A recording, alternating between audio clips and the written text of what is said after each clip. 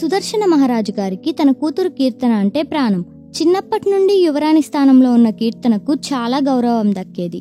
ప్రజలు అందరూ తనకి ఇచ్చే గౌరవానికి తను బాగా అలవాటు పడిపోయింది. ఇలాంటి సమయంలో మహారాజు తన కూతురికి పెళ్లి చేద్దామని నిర్ణయించుకున్నారు. చుట్టుపక్కల అన్ని రాజ్యాల వారికి తెలియజేశారు. రాజుగారు చెప్పగానే చాలామంది యువరాజులు స్వయంవరానికి వచ్చారు.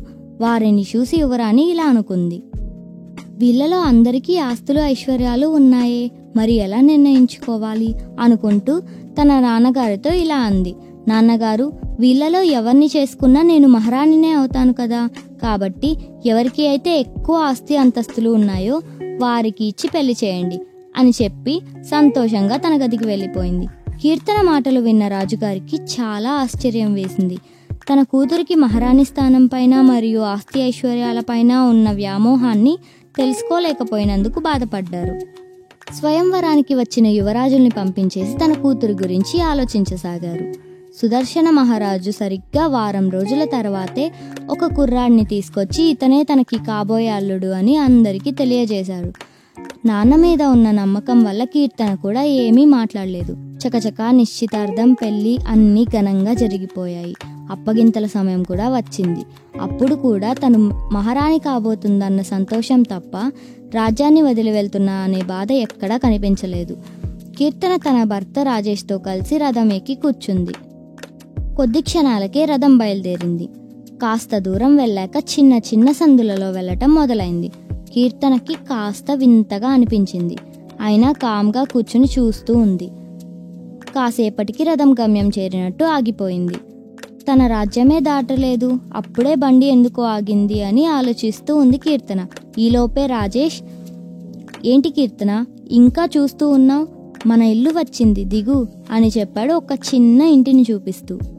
అంతే, కీర్తన గుండె 1000 ముక్కలైంది. బండి దిగి చూస్తూ ఉండిపోయింది. 1 నిమిషం పాటు తనకి ఏమీ అర్థం కాలేదు. ఈ లోపలే రథంలో నుండి తన సామాగ్రి మొత్తం అక్కడ పెట్టేసి బండి కూడా తిరిగి వెళ్ళిపోయింది. కీర్తనకి అయితే వేరే ప్రపంచంలో అడుగు పెట్టినంత వింతగా అనిపించింది. అసలు తన నాన్న ఇలా ఎందుకు చేశాడో అనుకుంటూ ఇంట్లోకి వెళ్ళింది.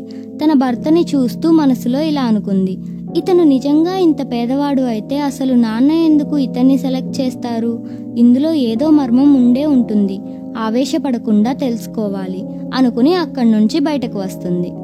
ప్రజలు అందరూ తనని మహారాణిలాగానే కాదు, కనీసం యువరాణిలా కూడా చూడట్లేదు. మామూలు అమ్మాయితో మాట్లాడినట్టు పెళ్ళైన కొత్త కోడలికి చెప్పాల్సిన 4 మంచి మాటలు చెప్పుకొచ్చారు. అవేం పట్టించుకోకుండా కీర్తన కోపంగా వెళ్ళిపోయింది. అప్పటి నుండి రాజేష్ దగ్గర మంచిగా ఉంటూనే రాజేష్ గురించి అన్ని విషయాలు తెలుసుకోసాగింది. కొన్నాళ్లకు రాజేష్ నిజంగానే ఒక పేదవాడు అని, తనకి తల్లిదండ్రులు కూడా లేరు, ఆస్తులు లేవు అనే విషయాన్ని అర్థం చేసుకుంది. తన జీవితాన్ని ఇలా మార్చేసిన తన తండ్రి దగ్గరికి కోపంగా బయలుదేరింది. రాజు తన కూతురు రావటంతో సంతోషపడ్డారు. అల్లుడు గురించి, తన యోగక్షేమాల గురించి అడిగారు. కీర్తన మాత్రం అవేమీ పట్టించుకోకుండా, ఏంటి నాన్న నువ్వు నన్ను ఆ పేదవాడికి ఇచ్చి కట్టబెట్టి నా జీవితాన్ని నాశనం చేశారు, మీరేమో ఇక్కడ కోటలో, నేనేమో అక్కడ గుడిసెలో అని మండిపడింది. దానికి రాజు ఇలా అన్నారు, చూడు తల్లి, మహారాణిగా కోటలో ఉండాలి అనుకునే స్వార్థం నీది, భర్త నీడలో హాయిగా ఉండాలి అనుకునే ప్రేమ నాది.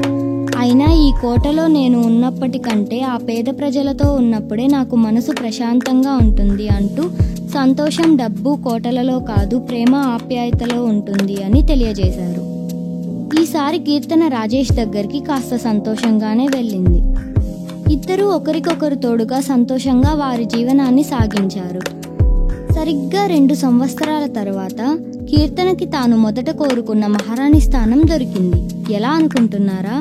రాజేష్ మరెవరో కాదు, సుదర్శన మహారాజు గారికి స్వయాన మేనల్లుడు. చిన్నప్పుడే రాజేష్ తల్లిదండ్రి చనిపోవటం వల్ల విద్యలు నేర్చుకుంటూ ఆశ్రమంలో పెరిగాడు. సుదర్శన మహారాజుకి కొడుకులు లేకపోవటంతో మహారాజు స్థానం రాజేష్కి వచ్చింది.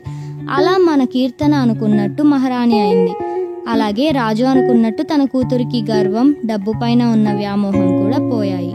నెక్స్ట్ స్టోరీ మీ నేమ్తోనే స్టార్ట్ అవ్వాలి అనుకుంటున్నారా? అయితే వెంటనే కామెంట్ చేయండి.